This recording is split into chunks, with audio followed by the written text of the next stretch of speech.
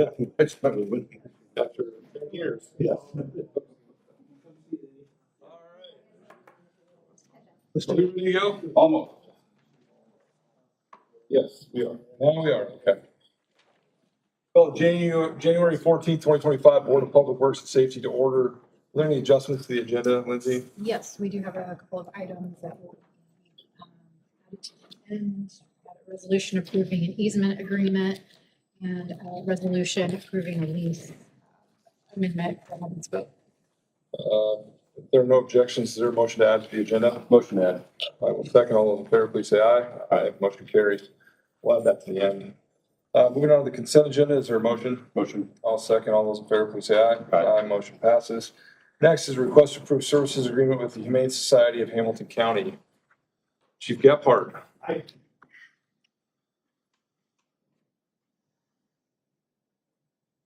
Gephardt, Police Chief, City officials. We traditionally have the Humane Society roll through our budget, but I think under the circumstances, it continues to grow.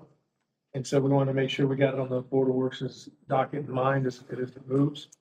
So this year, I'll be proposing that we make two annual payments of $127,401 two times for a total of $254,000 for the Humane Society and the services they provide to the community of Fishers.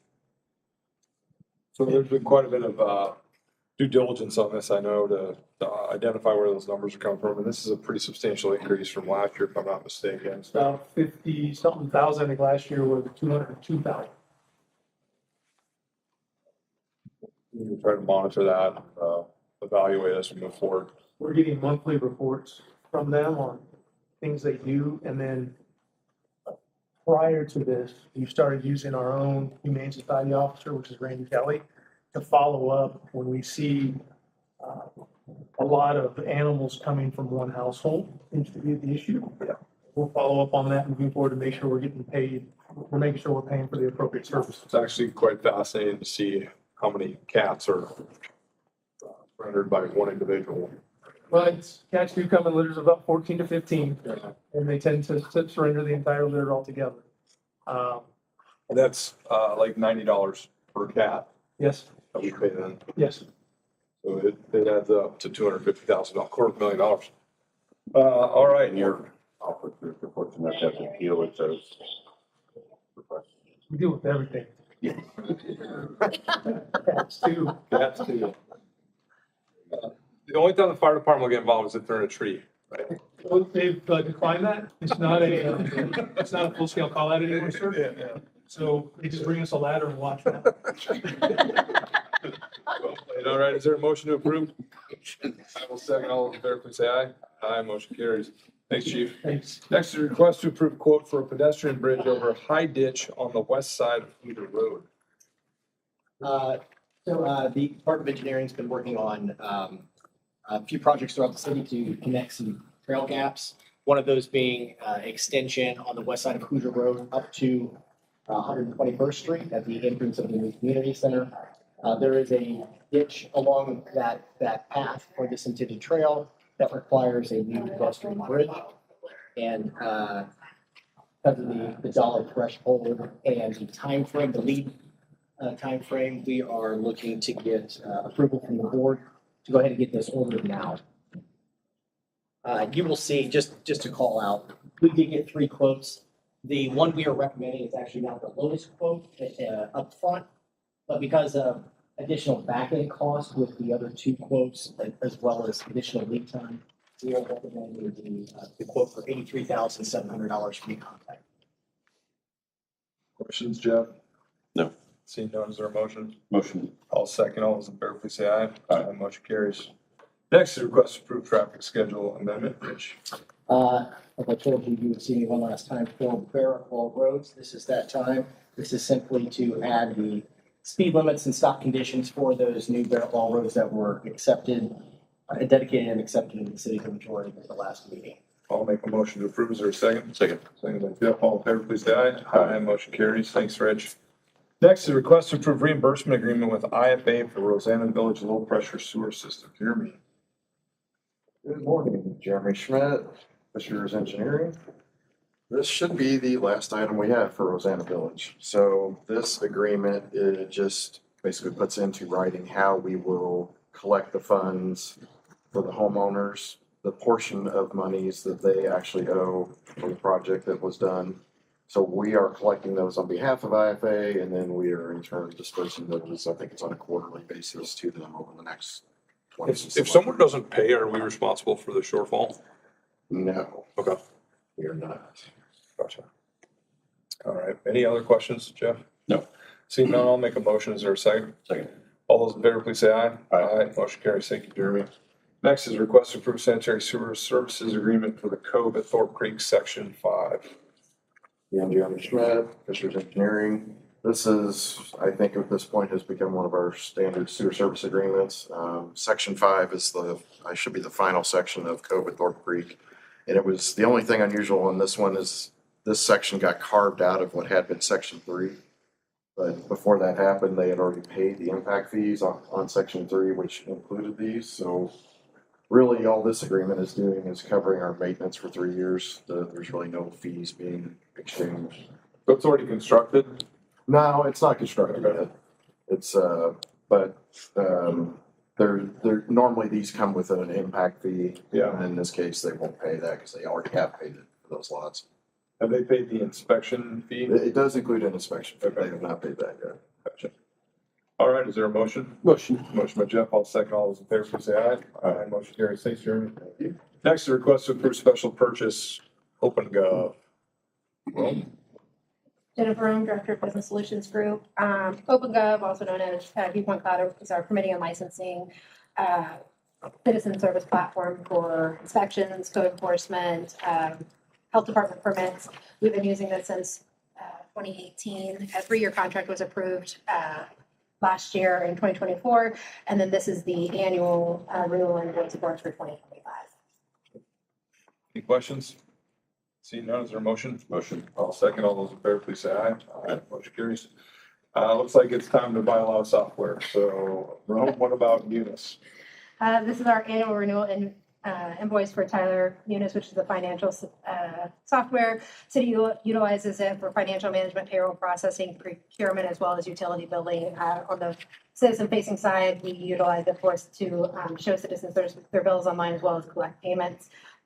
So they have those services online. This is again just the annual renewal for 2025, going from January 1st to December 31st of 2025. I'll make a motion. Is there a second? Second. Second by Jeff. All in favor, please say aye. Aye. Motion carries.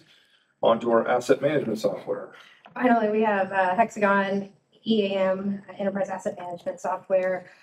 We use this for to optimize life cycle of our assets, as well as purchasing work orders, asset management, facilities maintenance. It provides tools for tracking assets, performance, and then also managing preventative maintenance schedules within our buildings and for our fleets. Renewal period is February 1st, 2025 to January 31st, 2026. Is there a motion? Motion. I'll second. All those in favor, please say aye. Aye. Motion passes. See you next year, Rome. Next is a request to approve professional services agreement with More Productions. Ashley. Yes, for the record, Ashley Elrod, Community and Public Relations Director. This is our annual retainer for our video production partner. So we use them regularly throughout the year and across the city. Any questions on that? Seeing none, I'll make a motion. Is there a second? Second. Second by Jeff. All in favor, please say aye. Aye. Motion carries. Thank you, Ashley. Thank you. Next is request to approve special purchase of bollard lights. Mr. Steiner. Yeah, exciting. Eric Steiner, Assistant Director of Public Works Operations. So we are seeking approval for the special purchase of 74 bollard lights to be installed along the east side of the USA Parkway, on the USA Parkway walking path. This pathway runs from the Fishers Event Center, just north of Lisbon Lane, by the roundabout, to the northern drive of the Forum. The primary objective of this purchase is to begin eliminating the pathway, enhancing connectivity between Fishers District and the Event Center. This will allow patrons to walk to the Event Center after dining, and those staying in nearby hotels easily access the venue. There is an approximate 10-week lead time once order is processed for bollard lights to arrive. Note there will be a separate cost from the electrical contractor to install lights once received. ESL Spectrum is the only distributor in the state of Indiana for the special purchase of these lights. The total price for purchase is $178,646. I'll entertain any questions you guys have. I know, I've been over at the event center a number of times, seen people walking in the street, so, this will be good. They'll light that up, yep. Is there a motion? Motion. Motion by Jeff, I will second. All those in favor, please say aye. Aye. Motion carries. Thank you, Mr. Steiner. Next is a request to approve special purchase of new firewalls. Tracy. For the record, Tracy Gainer, Director of IT. This is really just a continuation. We have firewalls throughout the organization. These are our primary pair that are at end of life, and it would actually cost more for us to license and continue using the antiquated hardware than it would be just to replace with new devices. As we did 5 years ago, our vendor has offered us a 5-year lease with 0% interest. So it's actually less expensive for us to replace and get new devices that are supported than trying to continue on with no longer supported end-of-life models. Happy to answer any questions. I didn't realize firewalls were a physical thing. They can be virtual. We have both. Gotcha. But yes, they are a thing. Or something. I'll shoot you down a data center. I'll give you a tour. There you What's the hour rating on that for Chief Ragsdale? go. Right. Different firewall, right? Yes, we got fired. Any questions, Jeff? No. Seeing none, I'll make a motion. Is there a second? Second. All those in favor, please say aye. Aye. Motion carries. Thank you, Tracy. Next is a request to approve Fourth Amendment to Landscaping Service Agreement. Trevor's anxious today. Right, jump ahead. Oh, man. Oh, my bad. I crossed you out too early. He stole the show. All right. Come on, Steiner. All right, we are seeking approval for the Fourth Amendment to the Wild Ridge Landscape Contract for the upcoming 2025 and 2026 seasons. As part of our decision to bring landscaping maintenance of city medians and roundabouts in-house, it may be necessary to continue contracting out certain services, such as the maintenance of I-69 mowing and State Road 37 up to 146th Street. Specifically, the amendment covers mowing, fertilization, and trash policing along these roadways. As part of this agreement, Wild Ridge has agreed to hold pricing for these services at the same rate as of 2024, with no increase for the next 2 years. The total value of the contract for the 2025-2026 season is $256,851 annually. So did we reduce scope, but then they were willing to keep the price the same? Because we're not having them do any landscaping work? Correct. I see. Correct. So they're strictly just on the highway and State Road 37. And we're strictly on city streets. Gotcha. So that their mowing price, their trash policing price, and their fertilization price is the same. It's paid this year, It's the 2024. Okay. So it's not as though we were getting all of that extra work for 256,000. And now we're gonna get 256, but with a less of a scope, or? 250, no, because our total contract last year was what, nearly $500,000. Okay. With Wild Ridge. So it's significantly reduced, Yes. but the unit prices for those things. Stay the same. Okay, Exactly. I'm clear. All right, is there a motion to approve? Motion. I will second. All those in favor, please say aye. Aye. Motion carries. I do love the fact that when you drive up 69, you know, it looks great and there's no trash and it looks like we take care of things, which I appreciate. So, thank you. Yeah. Sorry, Trevor. By all means. Are you getting up to tell me why you haven't started building the building yet? About to get to it, yeah. All right. Trevor Wildy, Agri-Park Manager, request to approve a change order for the original contract with Northland for $41,183. What is that for? It's gonna be an awning on the west side of the building to cover the outdoor restrooms, and then also a adult changing table. We have a lot of folks that come out and trying to be accessible and make sure we're accessible for that. Timeline on construction. Fence is going up tomorrow. Don't drive by. I will. I'll hold you accountable if it's not. Yeah, I just built the fence anyways, just in case. yeah. Fence will be up tomorrow, then, in the next couple of weeks, we should start moving some We'll strips and be- stuff. And we're planning for this to be open for fall classes. That's, yeah, the building, the structure itself should be completed in May, and then fall program. Great. Is there a motion? Motion by Jeff, I will second. All those in favor, please say aye. Aye, motion carried. Moving on to our added agenda item today, we have two different items, I think, Lindsay, if I'm not mistaken, you said we have an easement agreement as well as a lease agreement, is that correct? Yeah, there was a hub and spoke. Yep.